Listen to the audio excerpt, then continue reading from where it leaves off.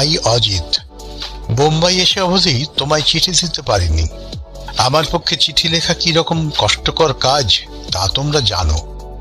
বাঙালির ছেলে চিঠি লিখতে শেখে বিয়ের পর, কিন্তু আমি বিয়ের পর দুদিনের জন্যও বউ ছেড়ে রইলাম না। চিঠি লিখতে শিখবো কোত্থেকে? তুমি সাহিত্যিক মানুষ, বিয়ে না করেও লম্বা চিঠি লিখতে পারো, কিন্তু তোমার কল্পনা শক্তি আমি কোথায় পাবো ভাই? কাঠখোট্টা মানুষ, সে সত্য নিয়ে কারবার করি। তবু আজ তোমাকে এই লম্বা চিঠি লিখতে বসেছি। কেন লিখতে বসেছি তা চিঠি শেষ পর্যন্ত পড়লেই বুঝতে পারবে। মহাবালেশ্বর নামক শৈলপুরীর সহ্যাদ্রি হোটেলে রাত্রি 10টার পরে মোমবাতি জেলে আমি এই চিঠি লিখছি। বাইরে শীত জর্জর অন্ধকার। আমি ঘরের দরজানলা বন্ধ করে চিঠি লিখছি, তবু শীত আর অন্ধকারকে ঠেকিয়ে রাখা যাচ্ছে না। মোমবাতি শিখাটা থেকে থেকে নড়ে উঠছে। দেয়ালের গায়ে নিঃশব্দ ছায়া পা টিপে টিপে আনাগোনা করছে। ভৌতিক পরিবেশ। আমি অতিপ্রাকৃতকে সারা জীবন দূরে সরিয়ে রাখতে চেয়েছি, কিন্তু অনেকদিন আগে একবার মুঙ্গেরে গিয়ে বরদাবাবু নামক এক ভূতজ্ঞ ব্যক্তির সঙ্গে পরিচয় হয়েছিল, মনে আছে? আমি তাকে বলেছিলাম, ভূত প্রেত থাকে থাক, আমি তাদের হিসেবের বাইরে রাখতে চাই। এখানে এসে কিন্তু মুশকিলে পড়ে গেছি। ওদের আর হিসেবের বাইরে রাখা যাচ্ছে না। কিন্তু থাক, গল্প বলার আর্ট জানা নেই বলেই বোধহয় পরের কথাটা আগে বলে ফেললাম। এবার গোড়া থেকে শুরু করি। যে কাজে বোম্বাই এসেছিলাম সে কাজটা শেষ করতে দিন চারেক লাগলো। ভেবেছিলাম কাজ সেরেই ফিরে যাব, কিন্তু ফেরা হলো না। কর্মসূত্রে একজন উচ্চ পুলিশ কর্মচারীর সঙ্গে ঘনিষ্ঠতা হয়েছে। মারাঠি ভদ্রলোক, নাম বিষ্ণু বিনায়ক আপ্তে। তিনি বললেন, বম্বে আসিয়েছেন, পুনা না দেখে ফিরে যাবেন? আমি প্রশ্ন করলাম, পুনায় দেখবার কি আছে? তিনি বললেন, পুনা শিবাজি মহারাজের পীঠস্থান, সেখানে দেখবার জিনিসের অভাব। সিংগড়, শনিবার দুর্গ, ভবানী মন্দির।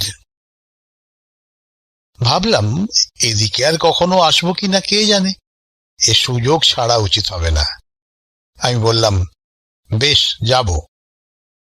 আপ্তের মোটরে চড়ে বেরোলাম।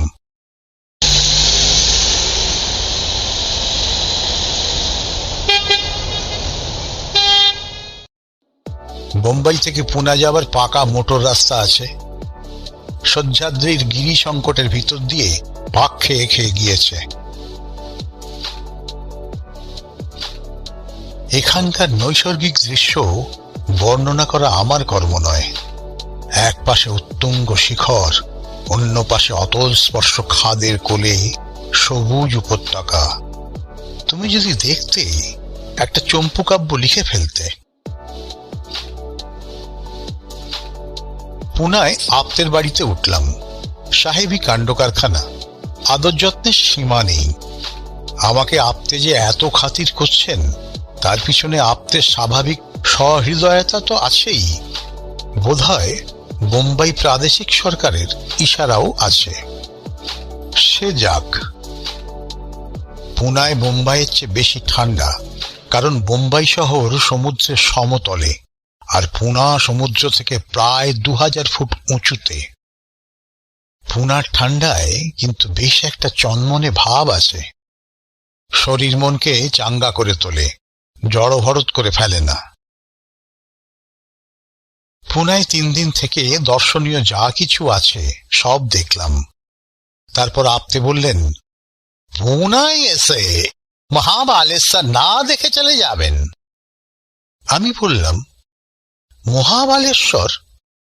সে কাকে বলে? আপ্তে হেসে বললেন, একটা জায়গার নাম, বম্বে প্রদেশের সেরা হিল স্টেশন। আপনাদের যেমন দার্জিলিং, আমাদের তেমনি মহাবালেশ্বর। পুনা থেকে और 2000 ফুট উঁচু। गर्मी সময় বম্বের সবাই মহাবালেশ্বর যায়, কিন্তু শীতকালে তো যায় না। এখন ঠান্ডা কেমন? একেবারে হোম ওয়েদার। আরে চলুন চলুন, মজা পাবেন। অতএব মহাবালেশ্বর এসেছি এবং বেশ মজা টের পাচ্ছি। পুনা থেকে মহাবালেশ্বর 72 মাইল, মোটরে আসতে হয়। আমরা পুনা থেকে বেরুলাম দুপুরবেলা খাওয়া দাওয়ার পর। মহাবালেশ্বর পৌঁছলাম আন্দাজ 4টের সময়। পৌঁছে দেখি শহর শূন্য, 2-4 জন স্থায়ী বাসিন্দা ছাড়া সবাই পালিয়েছে। সত্যি হোম ওয়েদার, দিনের বেলায় হিহিকম্প, রাত্রে হিহিকম্প। ভাগ্যিস আপতে আমার জন্য একটা মোটা ওভারকোট এনেছিলেন, নইলে শীত ভাঙত না। শহরের বর্ণনা দেব না, মনে করো দার্জিলিং এর ছোট ভাই।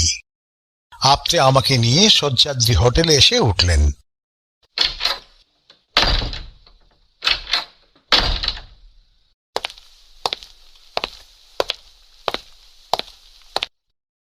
হোটেলে একটিও অতিথি নেই, কেবল হোটেলের মালিক 2-3 জন চাকর নিয়ে বাস করছেন।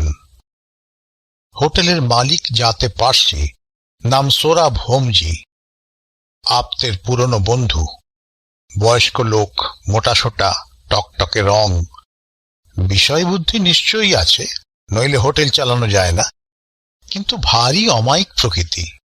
আপতে আমার সঙ্গে পরিচয় করিয়ে দিলেন। তিনি তীক্ষ্ণ দৃষ্টিতে আমার দিকে একবার তাকিয়ে খুব সমাদর করে নিজের বসবার ঘরে নিয়ে গেলেন। অবিলম্বে কফি এসে পড়ল, তার সঙ্গে নানা রকম প্যাস্ট্রি। হ্যাঁ, ভালো কথা, তুমি বোধহয় জানো না, গোঁড়া পার্সিরা ধূমপান করে না, কিন্তু মদ খায়। মদ না খেলে তাদের ধর্মবিশ্বাসে আঘাত লাগে। কফি পর্ব শেষ না হতে হতে সূর্যাস্ত হয়ে গেল। অতঃপর আপতে আমাকে হোটেলে রেখে মোটর নিয়ে বেরোলেন। এখানে তাঁর কে একজন আত্মীয় আছে, তার সঙ্গে দেখা করে ঘণ্টাখানেকের মধ্যে ফিরবেন। তিনি চলে যাবার পর হোমজি মৃদু হেসে বললেন, আপনি বাঙালি? শুনে আশ্চর্য হবেন, 1-1.5 মাস আগে পর্যন্ত এই হোটেল কে মালিক ছিলেন একজন বাঙালি। আশ্চর্য হলাম, বললাম, বলেন কি, বাঙালি এত দূরে এসে হোটেল খুলে বসেছিল? হোমজি বললেন, হ্যাঁ, তবে একলা না, তাঁর একজন গুজরাটি অংশীদার ছিল। এই সময় একটা চাকর এসে অবদ্ধ ভাষায় তাকে কি বলল, তিনি আমাকে জিজ্ঞেস করলেন, আপনি কি স্নান করবেন? যদি করেন, গরম পানি তৈরি আছে। বললাম, রক্ষে করুন, এই শীতে স্নান? একেবারে বোম্বাই গিয়ে স্নান করব। চাকর চলে গেল। তখন আমি হোমজিকে প্রশ্ন করলাম, আচ্ছা, আপনি তো বম্বের লোক, তাহলে এই শীতে এখানে রয়েছেন কেন? এখানে তো কাজকর্ম এখন কিছু নেই। হোমজি বললেন, হ্যাঁ, কাজকর্ম আছে বই কি। মার্চ মাস থেকে হোটেল খুলবে, গেস্টরা আসতে শুরু করবে, তার আগে বাড়িটাকে সাজিয়ে গুজিয়ে ফিটফাট করে তুলতে হবে তো। তাছাড়া বাড়ির পিছন সাইডে আমি গোলাপের বাগান করেছি, দেখবেন। চলুন না, এখনো দিনের আলো আছে। বাড়ির পিছন দিকে গিয়ে বাগান দেখলাম। বাগান এখনো তৈরি হয়নি, তবে মাসখানেকের মধ্যে ফুল ফুটতে আরম্ভ করবে। হোমজির ভারী বাগানের শখ।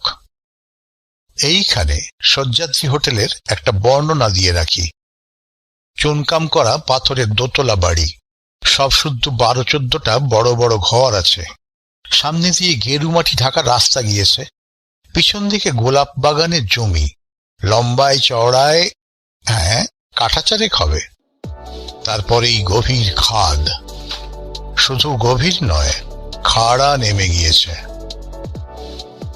পাথরের মোটা আলসের উপর ঝুঁকে উঁকি মারলে দেখা যায় অনেক নিচে ঘন ঝোপঝাড়ের ভিতর দিয়ে একটা সরু ঝর্ণার ধারা বয়ে গেছে। আমরা বাগান দেখে ফিরছি, এমন সময় খাদের নিচে থেকে একটা গভীর আওয়াজ উঠে এলো।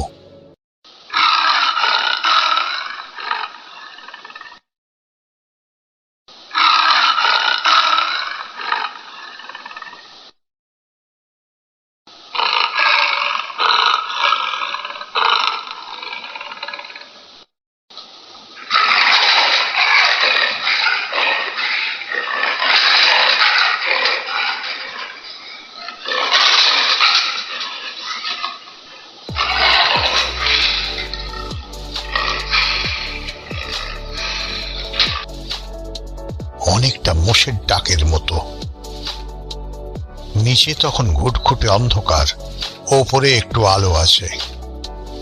আমি জিজ্ঞেস করলাম, ও কিসের আওয়াজ? হোমজি বললেন, বাঘের ডাক। আসুন, ভিতরে যাওয়া যাক। ঘরে বিদ্যুৎ বাতি জ্বলছে। চাকর একটা গনগনে কয়লার আংটা মেঝের উপর রেখে গেছে। আমরা আংটার কাছে চেয়ার টেনে বসলাম। ঠান্ডা আঙুলগুলোকে আগুনের দিকে ছড়িয়ে দিয়ে বললাম, এদিকে বড় বাঘ আছে? হোমজি বললেন, হ্যাঁ আছে, তাছাড়া চিতা আছে, হায়না আছে, নেকড়ে আছে। যে বাঘটার ডাক আপনি শুনলেন সেটা মানুষের রক্তের স্বাদ পেয়েছে, তাই এ তল্লাট ছেড়ে যেতে পারছে না। মানুষ খেকো বাঘ? কত মানুষ খেয়েছে?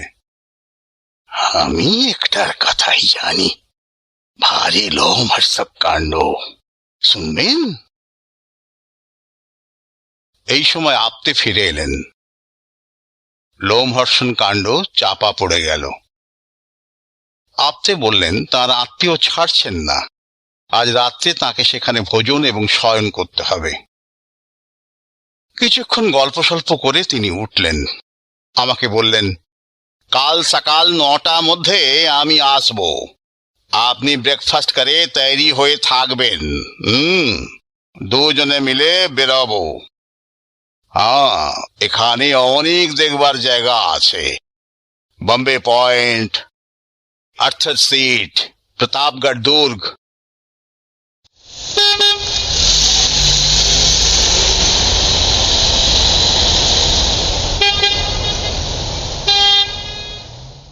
তিনি চলে গেলেন।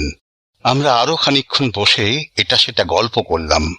এখানে এখন শাকসবজি, দুধ, ডিম, মুরগি খুব সস্তা, আবার গরমের সময় দাম চড়বে। কথায় কথায় হোমজি বললেন, আপনার ভূতের ভয় নেই তো? আমি হেসে উঠলাম। তিনি বললেন, কারু কারু থাকে, একলা ঘরে ঘুমাতে পারে না।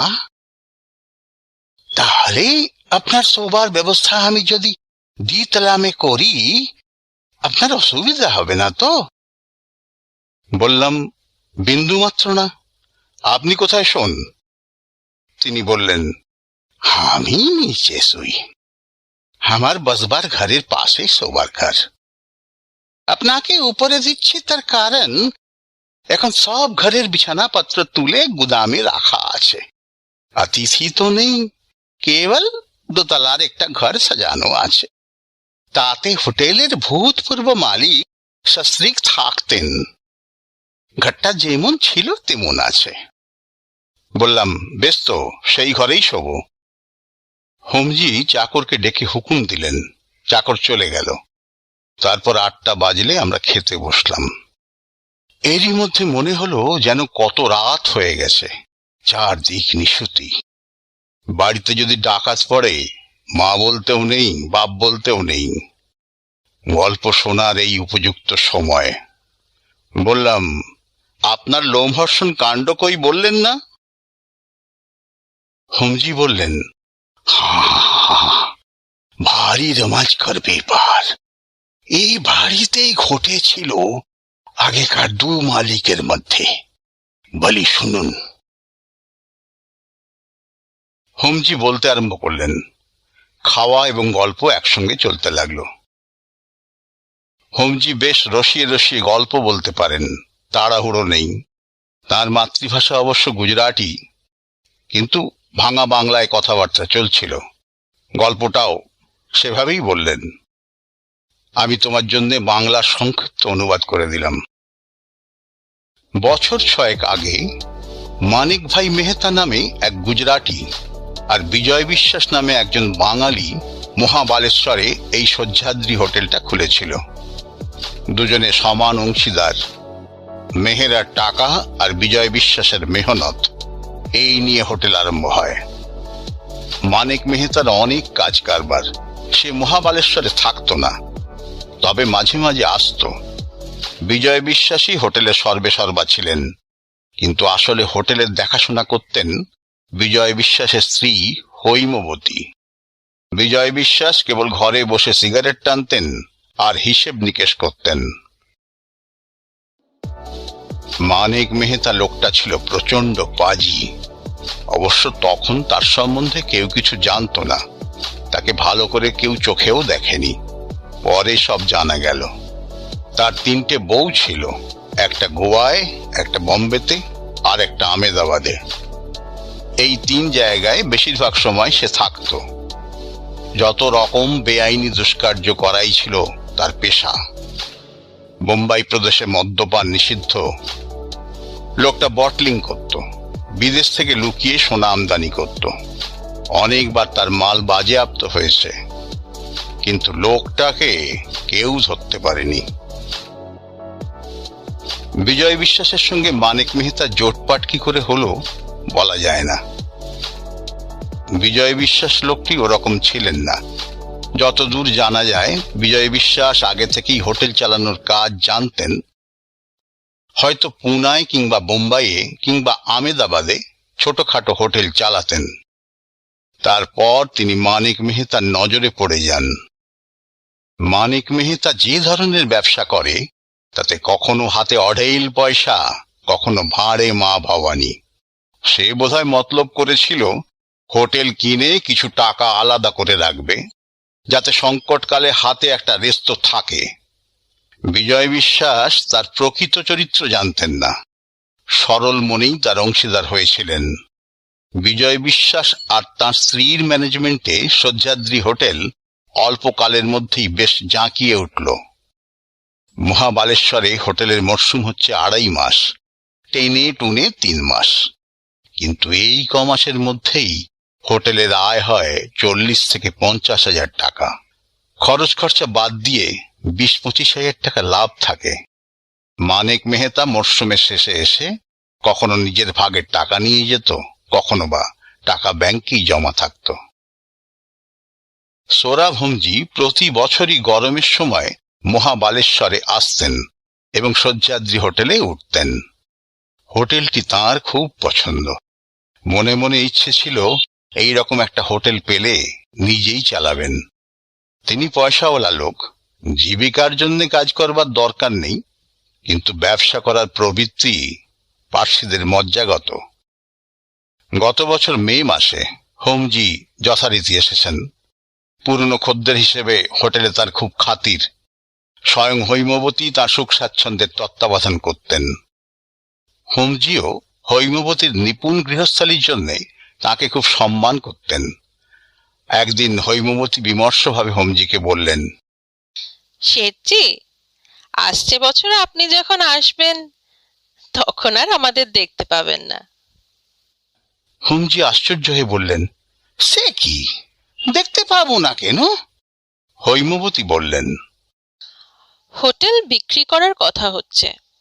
যিনি আমাদের পার্টনার তিনি আর হোটেলটা রাখবেন না। সেদিন সন্ধেবেলা হোমজি অফিস ঘরে গিয়ে বিজয় বিশ্বাসের সঙ্গে দেখা করলেন। বললেন, আপনারা নাকি হোটেল বিক্রি করছেন? বিজয় বিশ্বাসের বয়স আন্দাজ 45। স্ত্রীর চেয়ে অনেকটা বড়, একটু কাহিল গোছের চেহারা। আপাদমস্তক গরম জামা কাপড় পরে গলায় গলাবন্ধ জড়িয়ে বসে বসে সিগারেট টানছিলেন। হোমজিকেও খাতির করে বসালেন। বললেন, হ্যাঁ শেঠজি, আপনি কিনবেন? হোমজি বললেন, হ্যাঁ, ভালো দর পেলে কিনতে পারি। আপনার পার্টনার কোথায়? বিশ্বাস বললেন, আমার পার্টনার এখন বিদেশে আছেন, তাই আমাকে আম্মক্তার নামাটা দিয়েছেন। এই দেখুন। তিনি দেরাজ থেকে পাওয়ার অফ অ্যাটর্নি বার করে দেখালেন। তারপর দর কষাকষি আরম্ভ হলো। বিজয় বিশ্বাস হাঁকলেন 1.5 লাখ, হোমজি বললেন 50,000।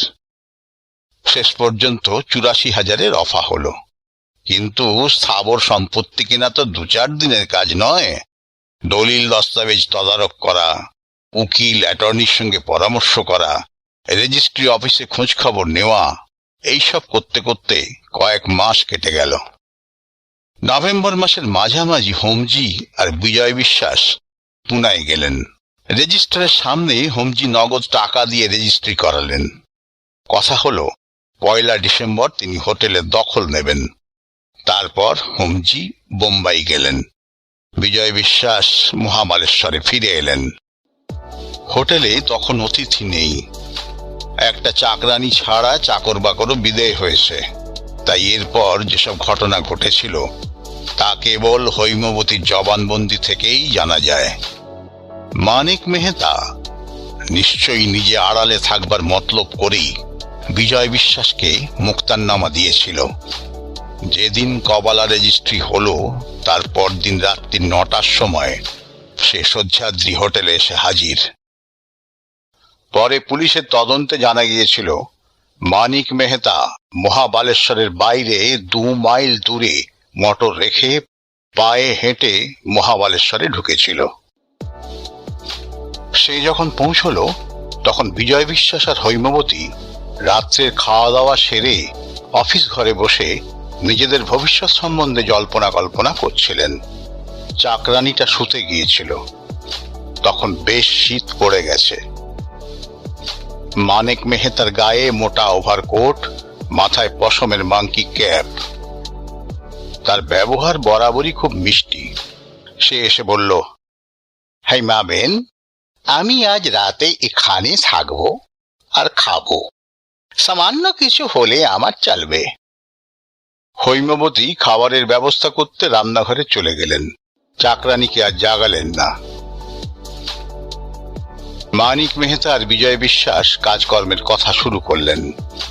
অফিস ঘরে একটা মজবুত লোহার সিন্দুক ছিল। হোটেল বিক্রির টাকা এবং ব্যাংকের জমা টাকা সব এই সিন্দুকেই রাখা হয়েছিল। বিজয় বিশ্বাস জানতেন 2-1 দিনের মধ্যেই মেহতা টাকা নিতে আসবে। হৈমবতী রান্নাঘরে গিয়ে স্টোভ জেলে ভাজাভুজি তৈরি করতে লাগলেন, কিন্তু তাঁর কান পড়ে রইল অফিস ঘরের দিকে। রান্নাঘর অফিস ঘর থেকে বেশি দূরে নয়, তার উপর নিস্তব্ধ রাত্রি। কিছুক্ষণ পরে তিনি শুনতে পেলেন ওরা দুজন অফিস ঘর থেকে বেরিয়ে কথা বলতে বলতে হোটেলের পিছন দিকে জমিতে চলে গেলেন। হৈমবতীর একটু আশ্চর্য লাগলো, কারণ তার স্বামী শীতকাতুরে মানুষ। এত শীতে খোলা হাওয়ায় যাওয়া তার স্বভাব বিরুদ্ধ। কিন্তু হৈমবতীর মনে কোনো আশঙ্কাই ছিল না। তিনি রান্নাঘর থেকে বেরুলেন না, যেমন রান্না করছিলেন করতে লাগলেন।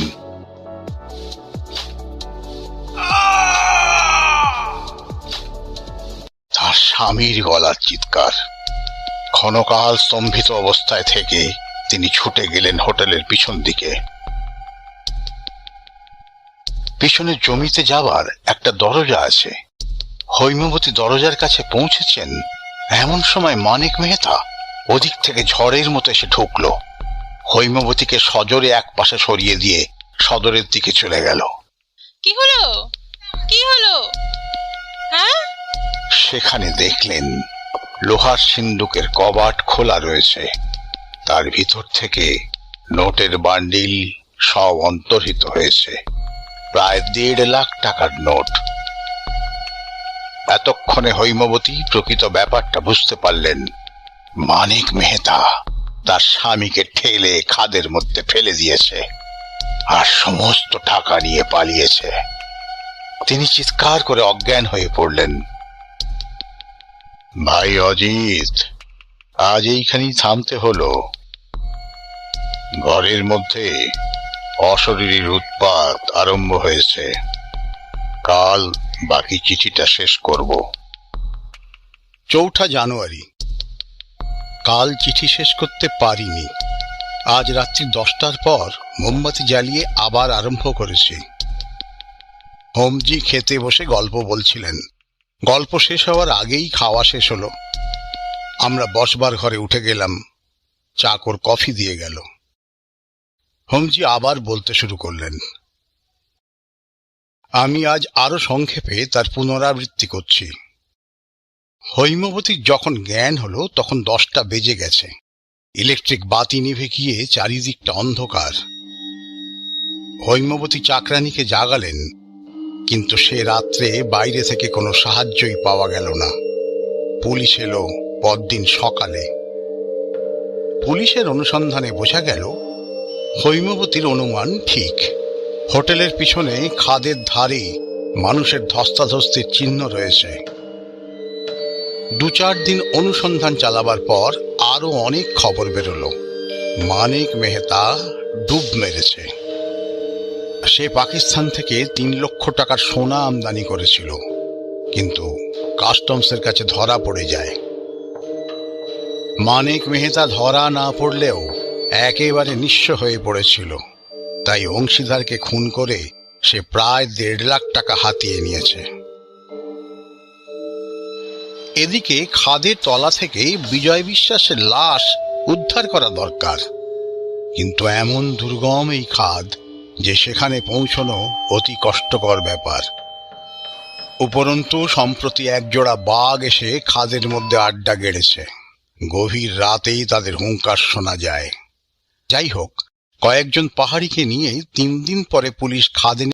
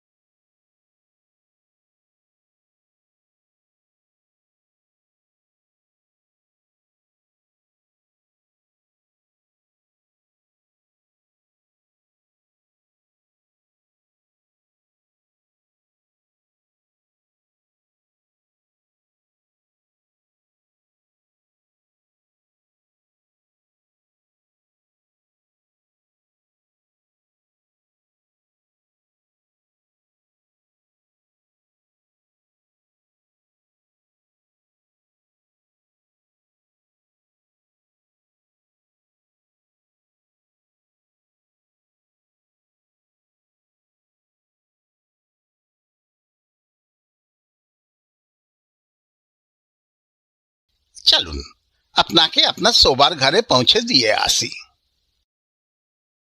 হোমজির একটা লম্বা গদার মতো ইলেকট্রিক টর্চ আছে, সেটা হাতে নিয়ে তিনি আমাকে পথ দেখিয়ে নিয়ে চললেন। দোতলায় 1 সারি ঘর, সামনে টানা বারান্দা।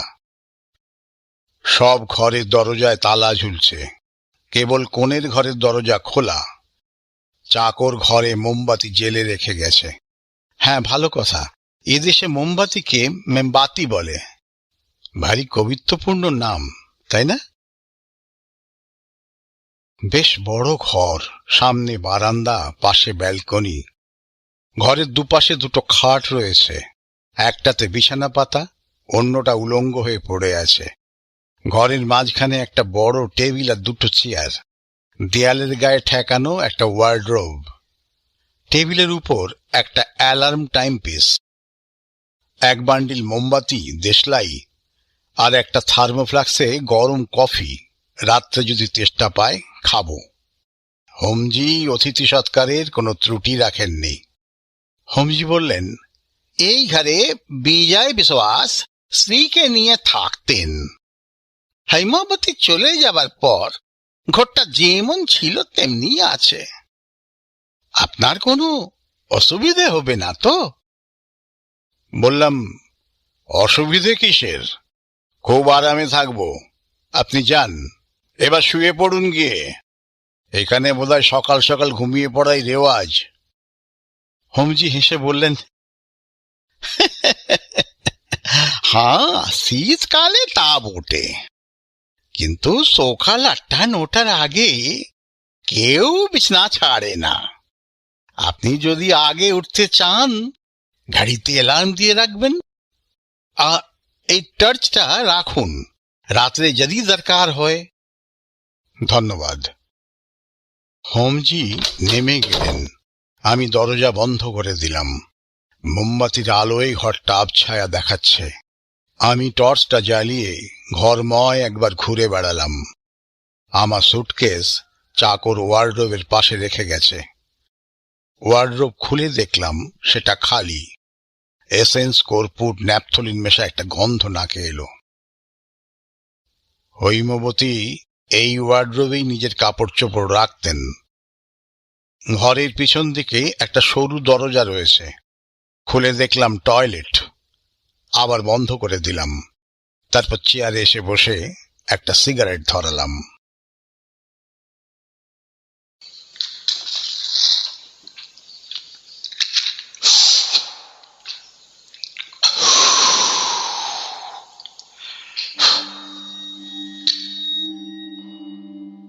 ঘরের দরজা জানলা সবই বন্ধ, তবু যেন একটা বরফ জমানো ঠান্ডা হাওয়া ঘরের মধ্যে ঘুরে বেড়াচ্ছে। বেশিক্ষণ বসে থাকা চলবে না।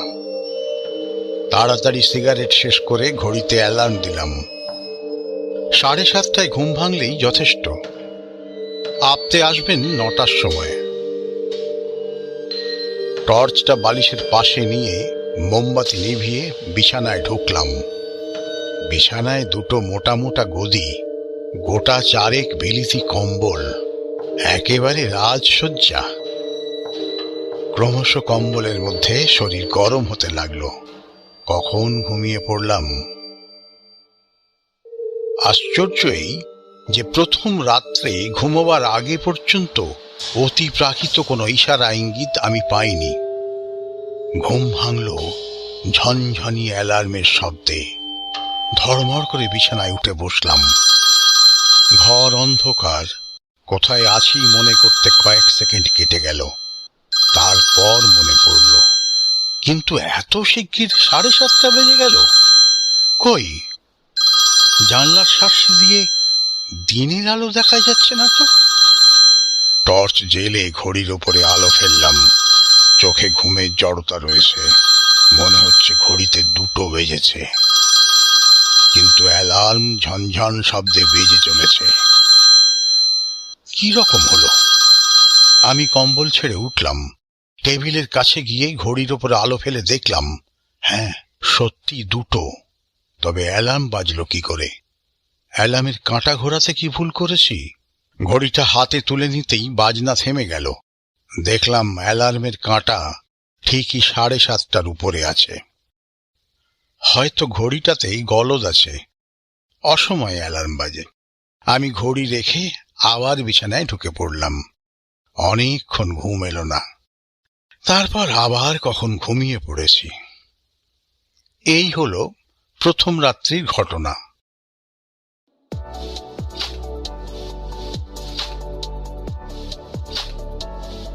পরদিন সকালে ব্রেকফাস্ট খেতে বসে হোমজিকে জিজ্ঞেস করলাম, আপনার টাইম পিসে কি অসময়ে অ্যালার্ম বাজে নাকি? তিনি ভুরু তুলে তাকালেন। কই না তো। কেন বলুন তো?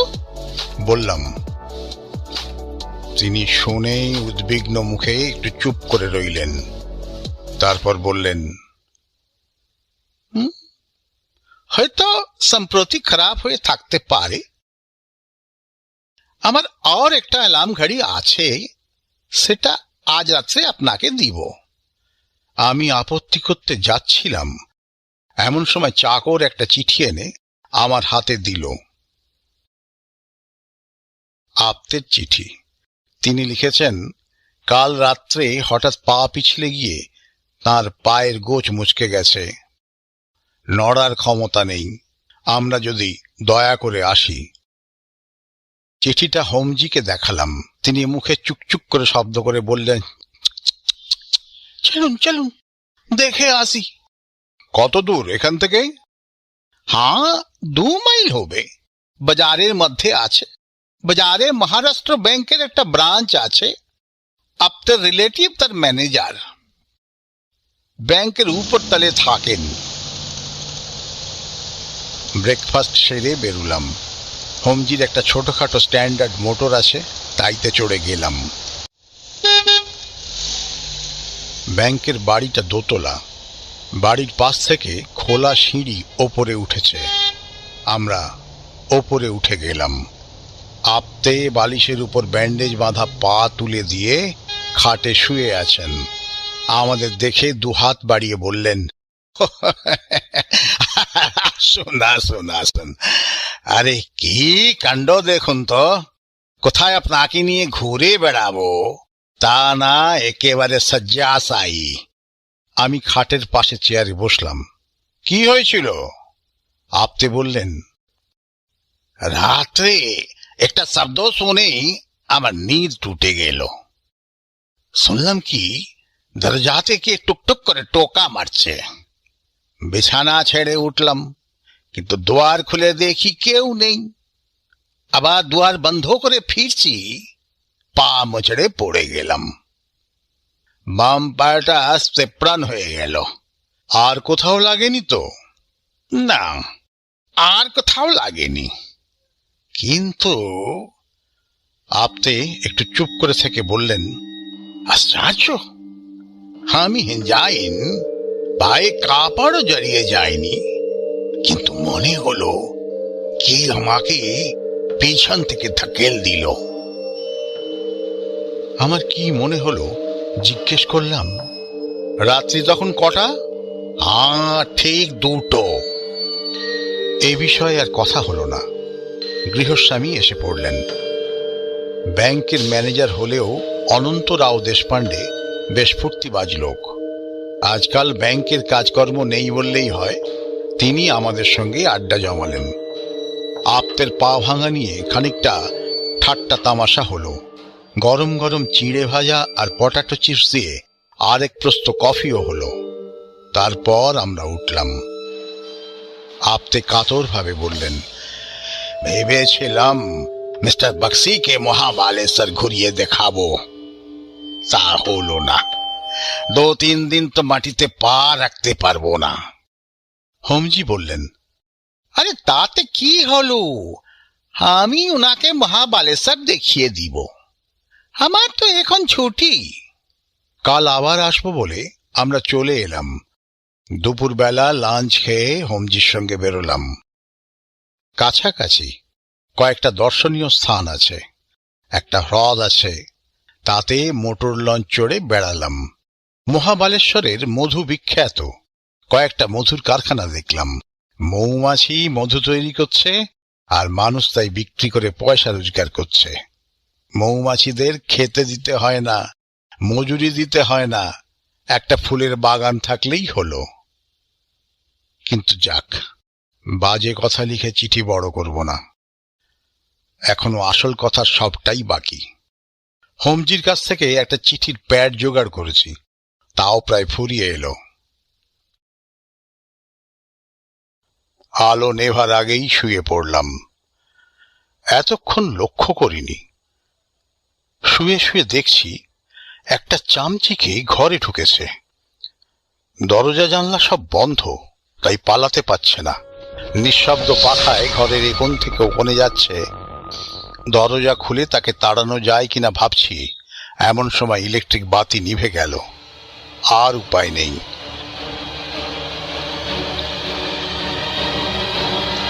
অন্ধকারে শুয়ে শুয়ে ভাবছি, ঘুম আসছে না। কাল রাত্রি 2টোর সময় আমার ঘরে অকারণে অ্যালার্ম ঘড়ি বাজলো, আর ঠিক সেই সময় 2 মাইল দূরে আপতের পা মচকালো। দুটো ঘটনার মধ্যে নৈসর্গিক সম্পর্ক কিছু নেই, সমাপতন ছাড়া আর কি হতে পারে। অথচ আপতের পা যদি না মচকাতো, তিনি আজ এই ঘরে অন্য খাটে শুতেন। চামচিকেটা কি এখনো উড়ে বেড়াচ্ছে? আমার গায়ে এসে পড়বে না তো? পরে পড়ুক, ইতর প্রাণীকে আমার ভয় নেই।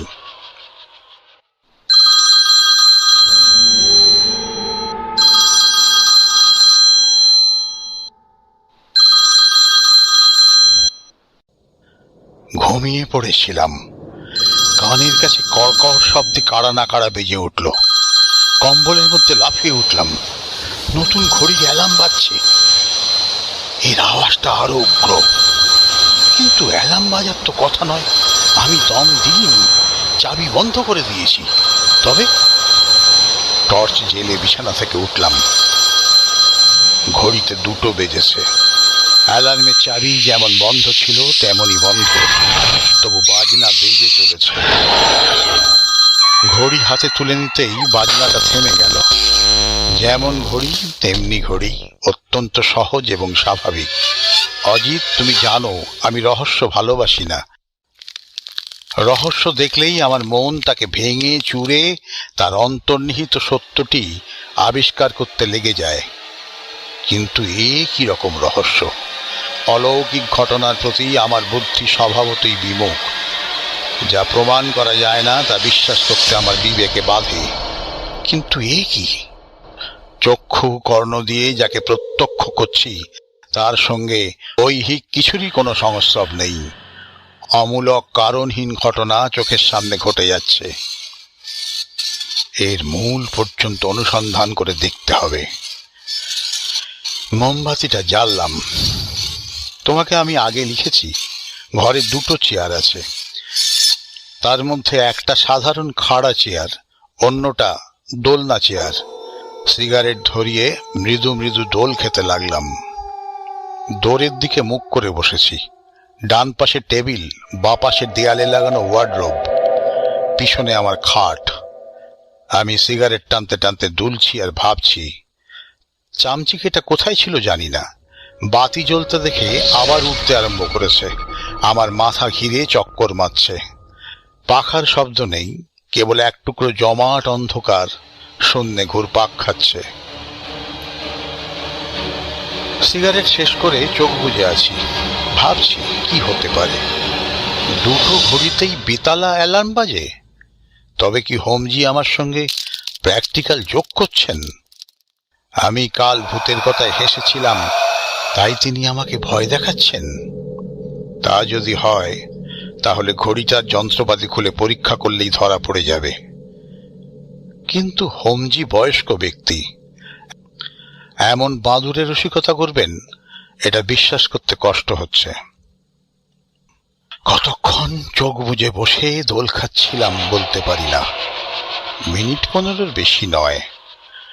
কিন্তু চোখ খুলে চমকে গেলাম। দোলনা চেয়ারটা দুলতে দুলতে ঘুরে গেছে। আমি দরজার দিকে মুখ করে বসেছিলাম, এখন ওয়ার্ডরোবের দিকে মুখ করে বসে আছি। শুধু তাই নয়, ওয়ার্ডরোবের খুব কাছে এসে পড়েছি। চেয়ার ঘুরে যাওয়ার একটা স্বাভাবিক ব্যাখ্যা থাকতে পারে, কিন্তু রাত 2টোর সময় একলা ঘরে এরকম ব্যাপার ঘটলে স্নায়ুমণ্ডলে ধাক্কা লাগে। আমারও লেগেছিল।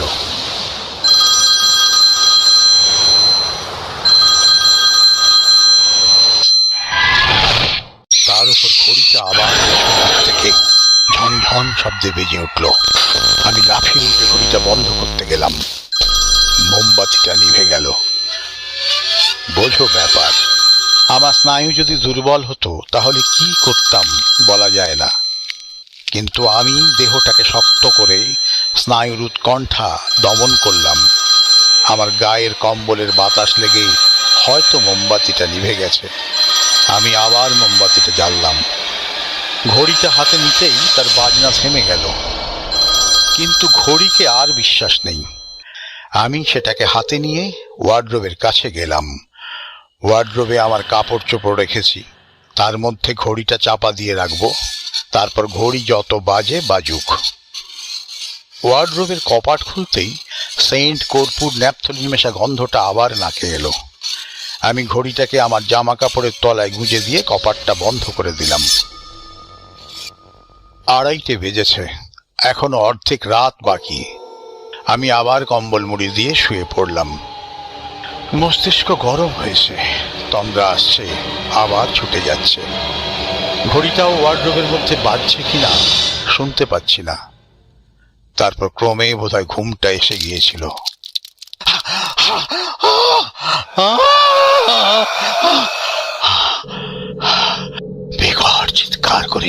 দেখলাম কম্বলের মধ্যে আমার পেটের কাছে একটা কিছু কিলবিল করছে। টিকটিকি কিংবা ব্যাং কিংবা চামচিকে। এক টানে কম্বল সরিয়ে বিছানা থেকে লাফিয়ে নামলাম। টর্চ জ্বাললাম, মোমবাতি জ্বাললাম। বিছানায় কোনো জন্তু জানোয়ার নেই। চামচিকেটাও কোথায় অদৃশ্য হয়েছে। হাত ঘড়িতে দেখলাম রাত্রি 3:30।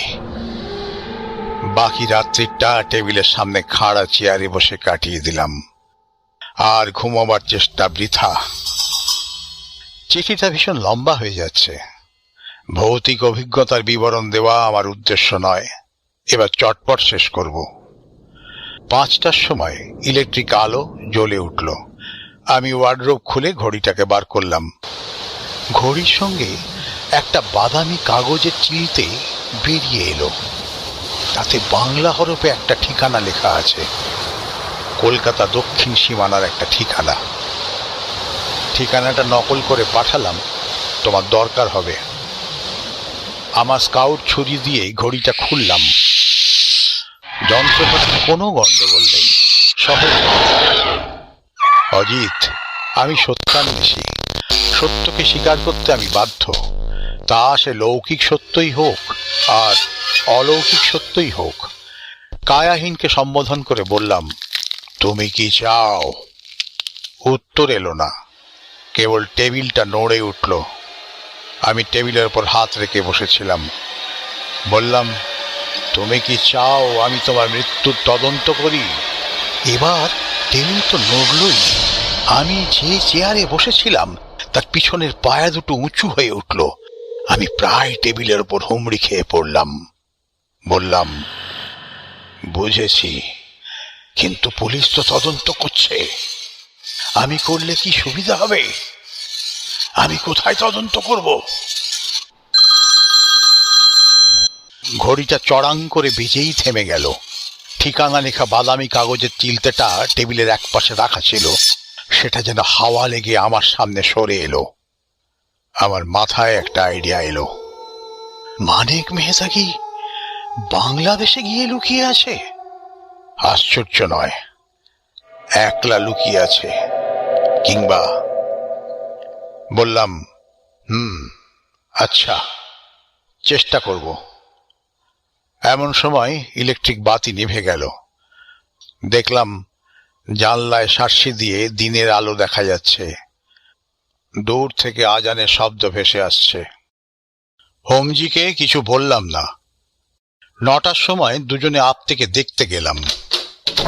মোটরে যেতে যেতে হোমজিকে জিজ্ঞেস করলাম, আচ্ছা, হৈমবতীর চেহারা কেমন? হোমজি আমার দিকে মুখ ফিরিয়ে একটু হাসলেন। বললেন, হ্যাঁ, ভালো চেহারা। রংটা ফরসানা, লেকিন ভারী চটকদার। বয়স 30-এর কিছু এসপাস ওসপাস হবে, কিন্তু যৌবন একদম টাইট। শরীরের বাঁধনই ঢিলা হয়নি। আপনার পা কালকের চেয়ে ভালো, কিন্তু এখনো হাঁটতে পারেন না। গৃহস্বামী অনন্তরাও দেশপাণ্ডের সঙ্গেও দেখা হলো। তাকে কয়েকটা প্রশ্ন করলাম। আপনি বিজয় বিশ্বাসকে চিনতেন? হ্যাঁ, চিনতাম ভাই। কি, আরে সজ্জাদী হোটেলে সব টাকা তো আমার ব্যাংকে ছিল। কত টাকা? সিজানের শেষে প্রায় 45,000 দাঁড়িয়েছিল। বিজয় বিশ্বাসের নিজের আলাদা কোনো অ্যাকাউন্ট ছিল? ছিল, আন্দাজ 2,000 টাকা। কিন্তু মৃত্যুর কয়েকদিন আগে তিনি প্রায় সব টাকা বাহির করে নিয়েছিলেন। 100 খানিক টাকা পড়ে আছে। তার স্ত্রী যাওয়ার আগে সে টাকা বার করে নেননি। স্ত্রী যতক্ষণ কোর্ট থেকে ওয়ারিস সাব্যস্ত না হবেন ততক্ষণ তো তাকে আমি টাকা দিতে পারি না। হৈমবতী এখন কোথায় তার ঠিকানা কিছু জানেন? না। আর কেউ জানে? হোমজি বললেন, যতদূর সম্ভব না, क्योंकि যাবার সময় তিনি নিজেই জানতেন না কোথায় যাবেন। আমি আপ থেকে জিজ্ঞেস করলাম, আপনি নিশ্চয়ই এই মামলার খবর রাখেন। মানিক মেহতার কোনো সন্ধান পাওয়া গেছে? তিনি বললেন, না, সন্ধান পাওয়া গেলে আমি আগে জানতে পারতাম। মানিক মেহতার ফটোগ্রাফ আছে? একটা গ্রুপ ফটোগ্রাফ ছিল। সহ্যাদ্রি হোটেল যখন আরম্ভ হলো তখন মানিক মেহতা, বিজয় বিশ্বাস আর হৈমাবতী একসঙ্গে ছবি তুলিয়েছিল, কিন্তু সেটা পাওয়া যায়নি। হোটেলে ফিরে এসে দুপুরবেলায় খুব ঘুমোলাম। রাত্রে তোমাকে চিঠি লিখতে বসেছিলাম, কিন্তু বারবার বাধা পেয়ে শেষ করতে পারিনি। বিদেহী আত্মা আমার এই চিঠি লেখাতে সন্তুষ্ট নয়, অথচ সে যে কি চায় বোঝাতে পারছে না। যাই হোক, আজ চিঠি শেষ করব। এতখানি ভনিতার কারণ বোধহয় বুঝতে পারছো। তোমাকে একটা কাজ করতে হবে। কলকাতার দক্ষিণ প্রান্তের যে ঠিকানা তোমায় দিলাম, তুমি সেখানে যাবে। যদি সেখানে হৈমবতী বিশ্বাসের দেখা না পাও তাহলে কিছু করবার নেই, কিন্তু যদি দেখা পাও তাহলে তাকে কয়েকটা প্রশ্ন করবে। মানিক মেহতার সঙ্গে তাদের যে গ্রুপ ফটো তোলা হয়েছিল সেটা কোথায়? মানিক মেহতার সঙ্গে হৈমবতীর বেশি ঘনিষ্ঠতা ছিল কিনা জানবার চেষ্টা করবে। কবে কোথায় বিশ্বাসদের সঙ্গে মেহতার পরিচয় হয়েছিল? হৈমবতীর আর্থিক অবস্থা এখন কেমন, বাড়িতে কে কে আছে, সব খবর নেবে। যে প্রশ্নই তোমার মনে আসুক জিজ্ঞেস করবে। তারপর সব কথা পুঙ্খানুপুঙ্খভাবে আমাকে লিখে জানাবে। কোনো কথা তুচ্ছ বলে বাদ দেবে না। যদি সন্দেহজনক কিছু চোখে পড়ে টেলিগ্রাম করে আমাকে জানাবে। আমি তোমার চিঠির অপেক্ষায় থাকব। এখানে এই দারুণ শীতে বেশি দিন থাকার ইচ্ছে আমার নেই, কিন্তু এই ব্যাপারে নিষ্পত্তি না হওয়া পর্যন্ত যেতেও পারছি না। আশা করি খোকা ও সত্যবতী ভালো আছে এবং তুমি ইনফ্লুয়েঞ্জা ঝেড়ে ফেলে আবার চাঙ্গা হয়ে উঠেছ। ভালোবাসা নিও, তোমার ব্যোমকেশ।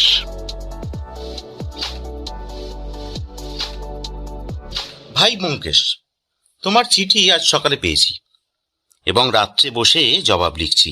হায় নাস্তিক, তুমি শেষে ভূতের খপ্পরে পড়ে গেলে। সত্যবতী জানতে চেয়েছে ভূত বটে তো, পেতনি নয়। ওদিকে পেতনিরা কি ভারী জাহাবাজ হয়।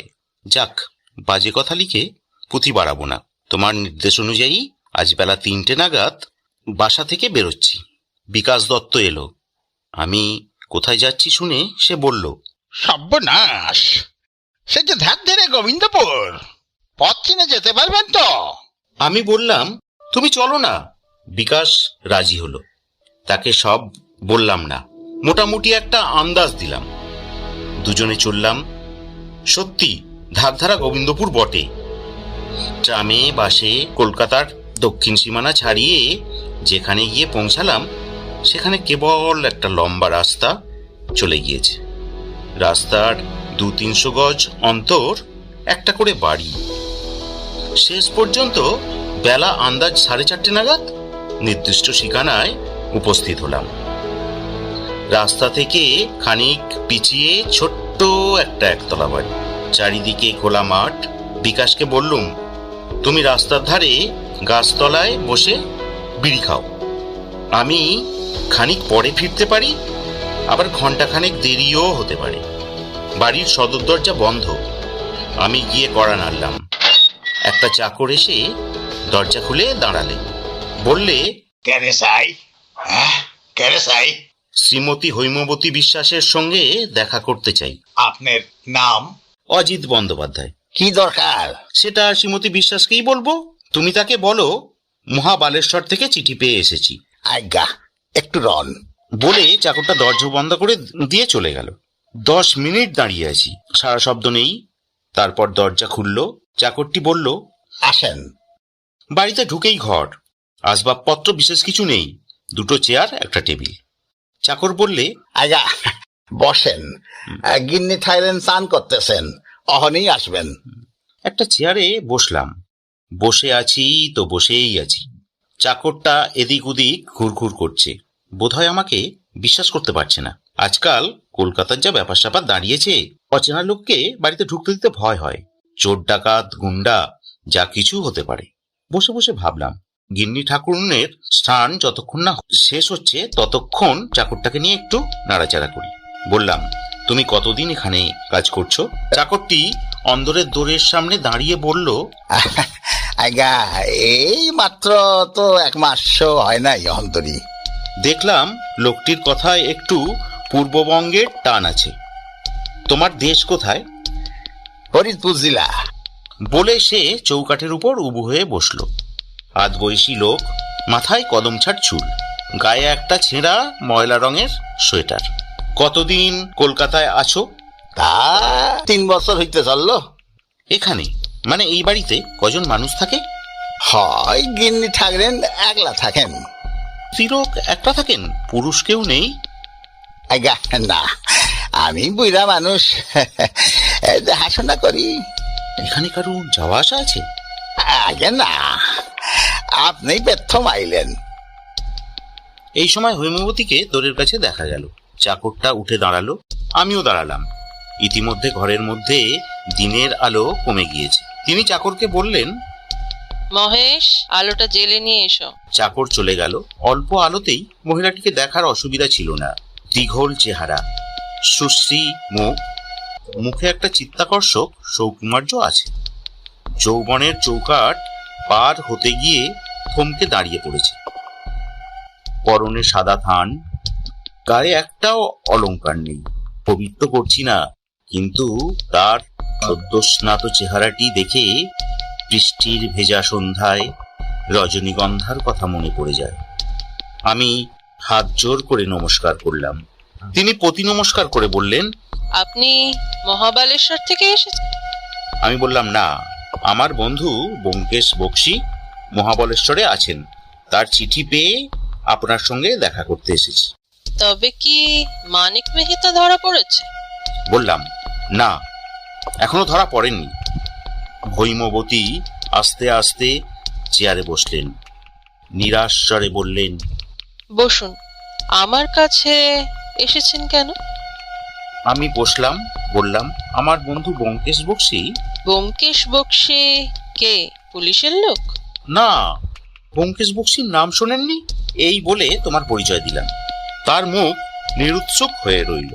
দেখা যাচ্ছে তুমি নিজেকে যতটা বিখ্যাত মনে করো ততটা বিখ্যাত নও। সব শুনে হৈমবতী বললেন, ও, আমি জানতাম না। সারা জীবন বিদেশে কেটেছে। এই সময় মহেশ চাকর একটা লণ্ঠন এনে টেবিলের উপর রেখে চলে গেল। বলা বাহুল্য, বাড়িতে বিদ্যুৎ সংযোগ নেই। লণ্ঠনের আলোয় হৈমবতীর মুখ আরো স্পষ্টভাবে দেখলাম। দেখি ব্যথিত আশাহত মুখ, ক্লান্তি ভরে থমথম করছে। 2-1 গাছি ভিজে চুল কপালে গালে জুড়ে রয়েছে। আমার মুখ লজ্জিত হয়ে উঠল। এই শোক নিষিদ্ধা মহিলাকে বেশি কষ্ট দেওয়া উচিত নয়। বললাম, আমাকে মাফ করবেন। মানিক মেহতাকে ধরবার উদ্দেশ্যেই ব্যোমকেশ আমাকে কয়েকটি প্রশ্ন করে পাঠিয়েছে। মানিক মেহতার সঙ্গে আপনাদের প্রথম পরিচয় কবে হয়? হৈমবতী বললেন, 6 বছর আগে। আমাদের তখন আহমেদাবাদে একটি ছোট্ট হোটেল ছিল। কি কুক্ষণেই যে তার সাথে আমাদের দেখা হয়েছিল। মানিক মেহতার সঙ্গে আপনার বেশ ঘনিষ্ঠ পরিচয় হয়েছিল? আমার সঙ্গে তার সর্বসাকুল্যে 5-6 বারের বেশি দেখা হয়নি। বছরের মধ্যে 1বার কি 2বার আসতেন। চুপি চুপি আসতেন, নিজের ভাগের টাকা নিয়ে চুপি চুপি চলে যেতেন। তার এই চুপি চুপি আসা যাওয়া দেখে তার চরিত্র সম্বন্ধে আপনার কোনো সন্দেহ হয়নি? না, আমরা ভাবতাম ওনার স্বভাবটাই ওরকম, নিজেকে জাহির করতে চান না। তার কোনো ফটোগ্রাফ আছে কি? একটা গ্রুপ ফটো ছিল, সহ্যাদ্রি হোটেলের অফিসে টাঙানো থাক। সেই রাতে আমি মূর্ছা ভেঙে দেখলাম দেয়ালে ছবিটা নেই। সে রাত্রে হোটেলে লোহার সিন্ধুকে কত টাকা ছিল? ঠিক জানি না, আন্দাজ 1.5 লাখ।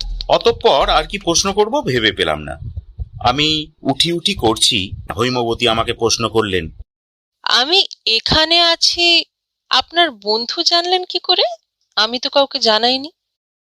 উত্তর দিতে গিয়ে থেমে গেলাম।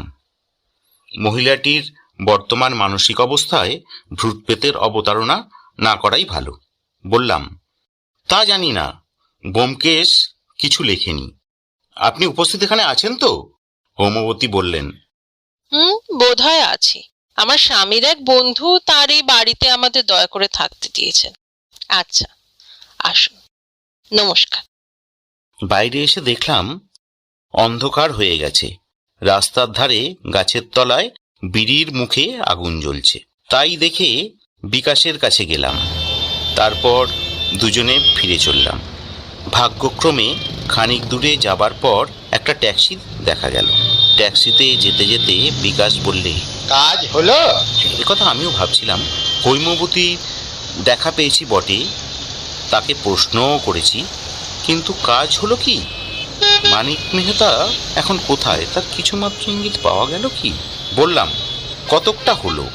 বিকাশ খানিক চুপ করে থেকে বলল, আপনি যখন ব্যোমকেশ বাবুকে চিঠি লিখবেন তখন জানাবেন শোবার ঘরে 2টো খাট আছে। অবাক হয়ে বললাম, তুমি জানলে কি করে? বিকাশ বললে, আপনি যখন মহিলাটির সঙ্গে কথা বলছিলেন আমি তখন বাড়ির সব জানলা দিয়ে উঁকি মেরে দেখেছি। তাই নাকি? আর কি দেখলে?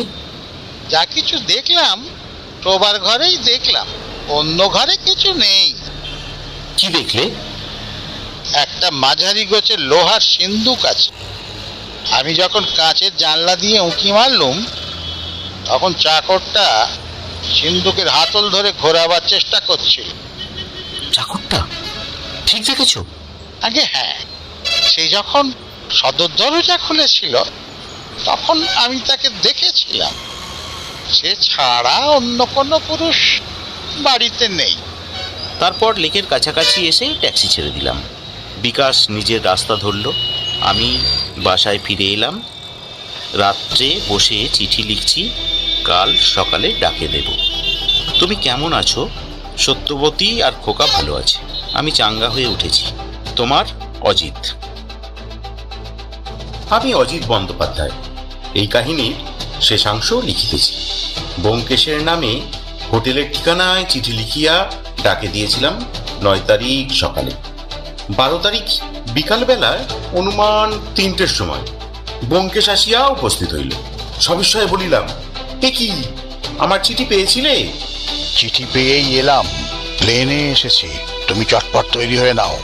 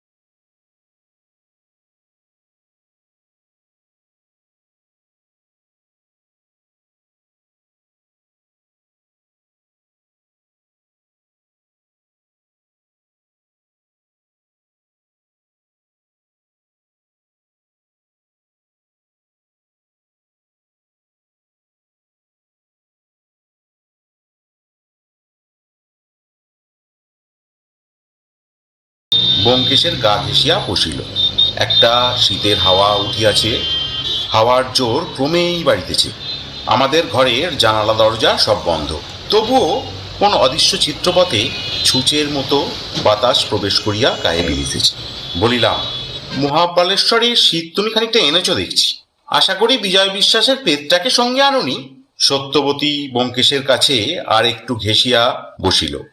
ব্যোমকেশ আমার পানে একটি সকৌতুক দৃষ্টি আনিয়া বলিল, প্রেত সম্বন্ধে তোমার ভুল ধারণা এখনো যায়নি। বলিলাম, প্রেত সম্বন্ধে আমার ভুল ধারণা থাকা বিচিত্র নয়, কারণ প্রেতের সঙ্গে আমি কখনো রাত্রিবাস করিনি। আচ্ছা ব্যোমকেশ, সত্যি তুমি ভূত বিশ্বাস করো? যা প্রত্যক্ষ করেছি তা বিশ্বাস করা না করার কোনো প্রশ্নই ওঠে না। তুমি ব্যোমকেশ বক্সীর অস্তিত্বে বিশ্বাস করো? ব্যোমকেশ বক্সীর অস্তিত্বে বিশ্বাস করি, কারণ তাকে চোখের সামনে দেখতে পাচ্ছি, কিন্তু ভূত তো চোখে দেখিনি। বিশ্বাস করি কি করে? আমি তোমাকে বিশ্বাস করতে বলছি না, কিন্তু আমি যদি বিশ্বাস করি তুমি আপত্তি করবে কেন? কিছুক্ষণ নীরবে ধূমপান করিলাম। আচ্ছা, ও কথা থাক। বিশ্বাসে মিলয় কৃষ্ণ, তর্কে বহুদূর। কিন্তু তোমার ভূতের এত চেষ্টা সত্ত্বেও কার্যসিদ্ধি হলো না। কে বলে কার্যসিদ্ধি হয়নি? ভূত চেয়েছিল মস্ত ধোঁকার টাটি ভেঙে দিতে, সে সেটা দিয়েছে। তার মানে? মানে কি এখনো কিছুই বুঝলে না? কেন বুঝবো না? প্রথমে আমি অবশ্য হৈমবতীর চরিত্র ভুল বুঝেছিলাম, কিন্তু এখন বুঝেছি হৈমবতী আর মানিক মেহতা মিলে বিজয় বিশ্বাসকে খুন করেছিল। হৈমবতী একটি সাংঘাতিক মেয়ে মানুষ। হৈমবতীর চরিত্র ঠিকই বুঝেছ, কিন্তু ভূতকে এখনো চেননি। ভূতের চরিত্র আরো সাংঘাতিক। সত্যবতী ব্যোমকেশের আরো কাছে সরিয়া গেল। হঠাৎ কাঁপিয়া উঠিয়া বলিল, আমার শীত করছে। শীত করছে না ভয় করছে? ব্যোমকেশ হাসিয়া নিজের আলোয়ানের অর্ধেকটা তাহার গায়ে জড়াইয়া দিল। বলিলাম, এসো এসো বধূ এসো, আধা চড়ে বসো। বুড়ো বয়সে লজ্জা করে না? ব্যোমকেশ বলিল, তোমাকে আবার লজ্জা কি? তুমি তো অবোধ শিশু। সত্যবতী সায় দিয়া বলিল, নয়তো কি, যার বিয়ে হয়নি সে তো দুধের ছেলে। আচ্ছা আচ্ছা, এখন ভূতের কথা হোক। আমি কিছুই বুঝিনি, তুমি সব খোলসা করে বলো। ব্যোমকেশ বলিল,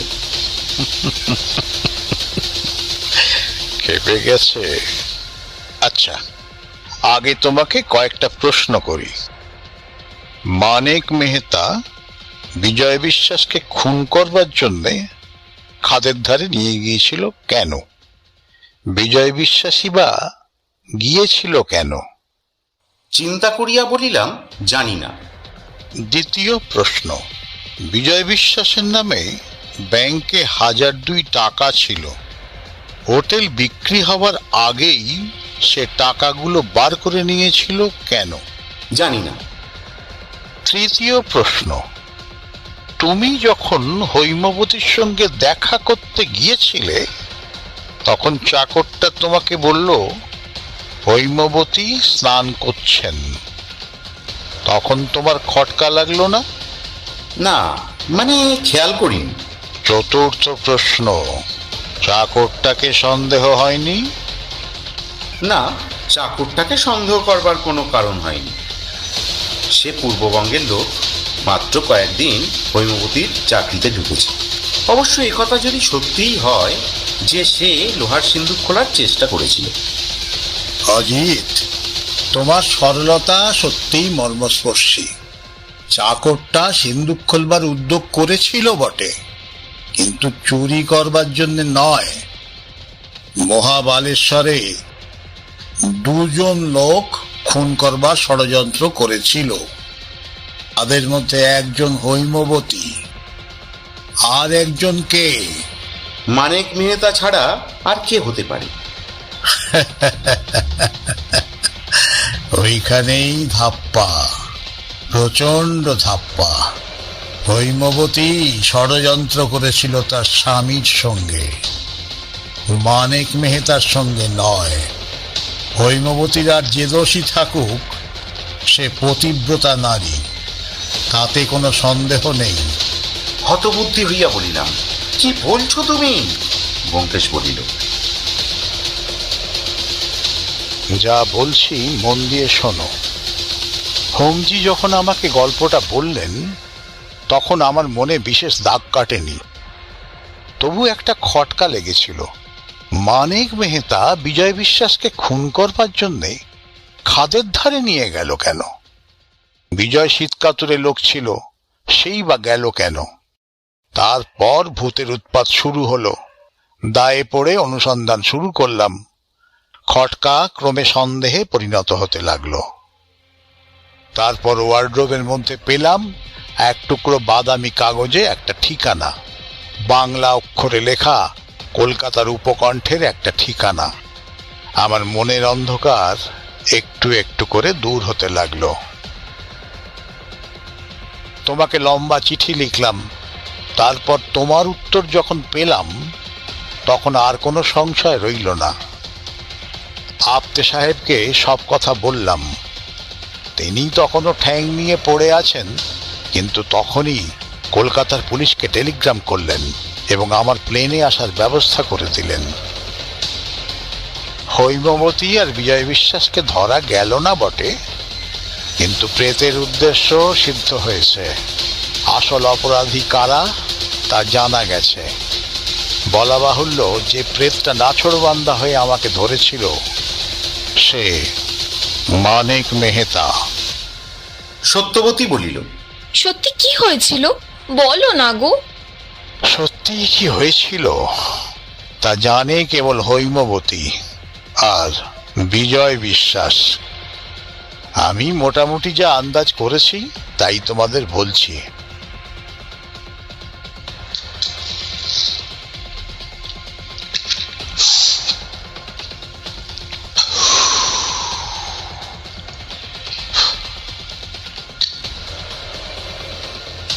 সিগারেট ধরাইয়া ব্যোমকেশ আবার বলিতে আরম্ভ করিল। মানিক মেহতা ছিল নামকরা বদমাস, আর বিজয় বিশ্বাস ছিল ভিজে বেড়াল। একদা কি করিয়া মিলন হলো দোহে। দুজনে মিলে হোটেল খুলল। মেহতার টাকা আর বিশ্বাসের মেহনত। স্ত্রী পুরুষে হোটেল চালাচ্ছে। হোটেল বেশ জাঁকিয়ে উঠল। প্রতি বছর 30-40 হাজার টাকা লাভ হয়। মেহতা মাঝে মাঝে এসে নিজের ভাগের টাকা নিয়ে যায়। বিজয় বিশ্বাস নিজের ভাগের টাকা মহাবালেশ্বরের ব্যাংকে বেশি রাখে না, বোধহয় স্ত্রীর নামে অন্য কোথাও রাখে। হয়তো কলকাতারই কোনো ব্যাংকে হৈমবতীর নামে 50-60 হাজার টাকা জমা আছে। ওরা দুজনে ছাড়া আর কেউ তার সন্ধান জানে না। এইভাবে বেশ চলছিল। গত বছর মানিক মেহতা বিপদে পড়ে গেল। তার বেআইনি সোনার চালান ধরা পড়ে গেল। তাকে পুলিশ জড়াতে পারল না বটে, কিন্তু অত সোনা মারা যাওয়ায় সে একেবারে সর্বশান্ত হয়েছিল। তখন তার একমাত্র মূলধন হোটেল। মানিক মেহতা ঠিক করল সে হোটেল বিক্রি করবে। তার নগদ টাকা চাই। এখন প্রশ্ন হচ্ছে, হোটেল বিক্রির টাকা কে পাবে? একলা মেহতা পাবে না বিজয় বিশ্বাসেরও বখরা আছে? ওদের পার্টনারশিপের দলিল আমি দেখিনি। অনুমান করা যেতে পারে যে মানিক মেহতা যখন হোটেল কেনার টাকা দিয়েছিল তখন হোটেল বিক্রির টাকাটাও পুরোপুরি তারই প্রাপ্য। আমার বিশ্বাস মেহতা সব টাকাই দাবি করেছিল। হৈমবতী আর বিজয় বিশ্বাস ঠিক করল সব টাকা ওরাই নেবে। ওদের পূর্ব ইতিহাস কিছু জানা যায় না, কিন্তু ওদের প্রকৃতি যে স্বভাবতই অপরাধ প্রবণ তাতে আর সন্দেহ নেই। দুজনে মিলে পরামর্শ করল। মানিক মেহতা পুলিশের নজর লাগা দাগি লোক। তার ঘাড়ে অপরাধের ভার চাপিয়ে দেওয়া অত্যন্ত সহজ। স্বামী স্ত্রী মিলে নিপুণভাবে প্ল্যান গড়ে তুলল। কলকাতার উপকণ্ঠে তখন কিভাবে ওরা বাসা ঠিক করেছিল আমি জানি না। হয়তো কলকাতার কোনো পরিচিত লোক মারফত বাসাটা ঠিক করেছিল। হৈমবতী বাসার ঠিকানা কাগজে লিখে ওয়ার্ডরোবের মধ্যে গুঁজে রেখেছিল, পাছে ঠিকানা ভুলে যায়। পরে অবশ্য ঠিকানা তাদের মুখস্থ হয়ে গিয়েছিল, তাই হৈমবতী যাওয়ার সময় বাদামি কাগজের টুকরোটা ওয়ার্ডরোবেই ফেলে যায়। কাঠের ওয়ার্ডরোবে বাদামি কাগজের টুকরোটা বোধহয় চোখে পড়েনি। ওই একটা মারাত্মক ভুল হৈমবতী করেছিল। যা হোক, নির্দিষ্ট রাত্রে মানিক মেহতা চুপি চুপি এসে হাজির। হোটেলে একটাও অতিথি নেই। চাকরানিটাকে হৈমবতী নিশ্চয়ই ঘুমের ওষুধ খাইয়েছিল। হোটেলে ছিল কেবল হৈমবতী আর বিজয় বিশ্বাস। মানিক মেহতাকে ওরা হোটেলের অফিস ঘরেই খুন করেছিল। এমন ভাবে খুন করেছিল যাতে রক্তপাত না হয়। তারপর ছদ্মবেশ ধারণের পালা। বিজয় বিশ্বাস মানিক মেহতার গা থেকে জামা কাপড় খুলে নিজে পরল, আর নিজের জামা কাপড় গলাবন্ধ মানিক মেহতাকে পরিয়ে দিল। তারপর দুজনের লাশ নিয়ে গিয়ে খাদের মধ্যে ফেলে দিল। কিছুদিন থেকে এক ব্যাঘ্র দম্পতি খাদে এসে বাসা নিয়েছিল, সুতরাং লাশের যে কিছুই থাকবে না তা বিশ্বাস দম্পতি জানত। ব্যাঘ্র দম্পতির কথা বিবেচনা করেই তারা প্ল্যান করেছিল। আসল কাজ শেষ হলে বিজয় বিশ্বাস সমস্ত টাকা কড়ি নিয়ে বেরিয়ে পড়ল। নিশুতি শীতের রাত্রি, কেউ তাকে দেখল না। মানিক মেহতা শহরের বাইরে রাস্তার ধারে মোটর রেখে এসেছিল। সেই মোটরে চড়ে বিজয় বিশ্বাস উধাও হয়ে গেল। হৈমবতী ঘাঁটি আগলে রইল। বুকের পাটা আছে ওই মেয়ে মানুষটার। তারপর যা যা ঘটেছিল সবই প্রকাশ্য ব্যাপার। একমাত্র সাক্ষী হৈমবতী, সে যা বলল পুলিশ তাই বিশ্বাস করল। বিশ্বাস না করার কোনো কিছু ছিল না। মানিক মেহতার চরিত্র পুলিশ জানত। কয়েকদিন পরই সহ্যাদ্রি হোটেল হোমজির হাতে তুলে দিয়ে শোক সন্তপ্তা বিধবা হৈমবতী মহাবালেশ্বর থেকে চলে গেলেন। ইতিমধ্যে বিজয় বিশ্বাস কলকাতার বাসায় এসে আড্ডা গেড়েছিল। হৈমবতীও এসে জুটল। কিন্তু তারা ভারী হুঁশিয়ার লোক, একেবারে নিশ্চিন্ত হয়নি, সাবধানে ছিল। তাই মহাবালেশ্বরের চিঠি পেয়ে অজিত যখন দেখা করতে গেল তখন হৈমবতী চমকে উঠল বটে, কিন্তু ঘাবড়ালো না। হৈমবতীর তখন বোধহয় বিধবার সাজ ছিল না, তাই সে বিধবা সাজতে গেল। চাকর অজিতকে বাইরের ঘরে বসালো। অজিত যদি এতটা সরল না হতো তাহলে ওর খটকা লাগতো। শীতের সন্ধেবেলায় মেয়েরা গা ধুতে পারে, চুল ভিজিয়ে স্নান করে না। যাই হোক, হৈমবতী যখন এলো তখন তার সদ্য স্নাত চেহারা দেখে আমাদের অজিত মুগ্ধ হয়ে গেল। সে হৈমবতীকে আমার নাম বলল। হৈমবতীর ব্যাপার বুঝতে আর তিলার্ধ দেরি হলো না। অজিত আমার নামটাকে যতখানি অখ্যাত মনে করে ততখানি অখ্যাত নয়। আমার নাম অজিতের কল্যাণেই সকলের জানা হয়ে গেছে। কিন্তু সে যাক, বিকাশ ওদিকে জানলা দিয়ে শোবার ঘরে দুটো খাট আর লোহার সিন্দুক দেখে নিয়েছিল। অজিতের চিঠিতে ওটাই ছিল সবচেয়ে জরুরি কথা। চিঠি পড়ে কিছুই আর জানতে বাকি রইল না। কিন্তু ওদের ধরা গেল না।